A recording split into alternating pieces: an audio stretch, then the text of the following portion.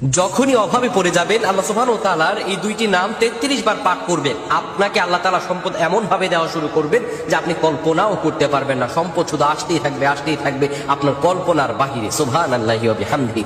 মহান রব বারবার আমাদেরকে ডেকে বলেছেন, বান্দা আমার কিছু নাম ও গুণবাচক, আমার কিছু বৈশিষ্ট্য রয়েছে যা দ্বারা তোমরা ডাকবে।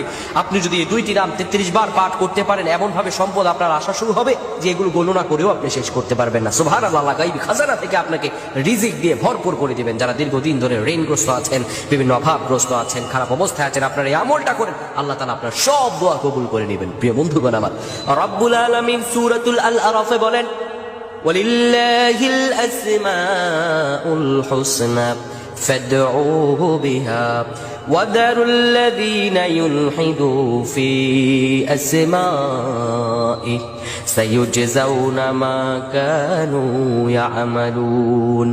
আল্লাহ রাব্বুল আলামিন বলেন, দুনিয়ার মানুষেরা শুনো, তোমার রব্বের এমন সুন্দর সুন্দর নাম রয়েছে, ফাদউহু বিহা, তোমরা সেই নাম ধরেই তোমার রবকে ডাকো। ওয়াদারুল্লাযীনা ইউলহিদু ফি আসমাইহি, তাদেরকে বর্জন করো যারা তোমার রবের নামকে বিকৃত করে থাকে, তাদেরকে তোমরা বর্জন করে দাও যারা বিকৃত করে আল্লাহ রাব্বুল আলামিন তাদের সম্পর্কে ভালোই খবর রাখেন।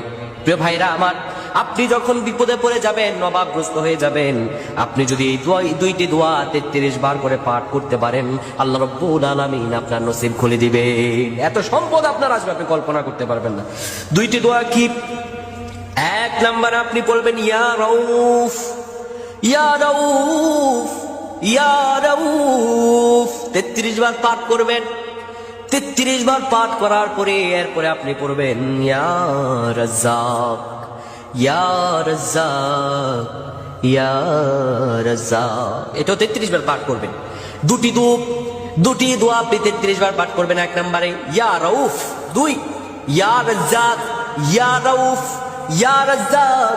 এই দুইটি দোয়া যদি 33 বার আপনি পাঠ করতে পারেন, আল্লাহর উপর ইস্তেকামাত করে, রব্বুল আলামিন আপনাকে এমন পরিমাণে সম্পদ দিবেন, আল্লাহ নিয়ামত পেয়ে মস্তকটা নত হয়ে যাবে। সুবহানাল্লাহ। আল্লাহ নিয়ামত পেয়ে আপনার দিলটা খুশি হয়ে যাবে। আল্লাহ এই জন্য বলছেন, বান্দা হতাশ হবে না। ওয়ালা সাউফা ইউতিকা রাব্বুকা ফাতারদা, আর রব তোমাকে শীঘ্রই এত নিয়ামত দিবেন, এত নিয়ামত দিবেন, ফাতারদা, তুমি খুশি হয়ে যাবে, মস্তক নত হয়ে যাবে আপনার।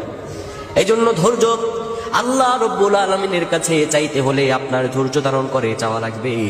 রব্বুল আলামিন আপনাকে সেইভাবে রহম দিয়ে ভরপুর করে দিবেন। আল্লাহ তাআলার কাছে আপনার সেইভাবে চাইতে হবে।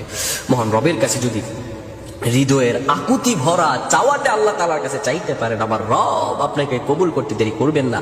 আপনার রিজিক খুলে যাবে, আপনার বরকতে আপনি ভরপুর হয়ে উঠবেন, আপনার অন্তরটা প্রসারিত হয়ে যাবে ইনশাআল্লাহ।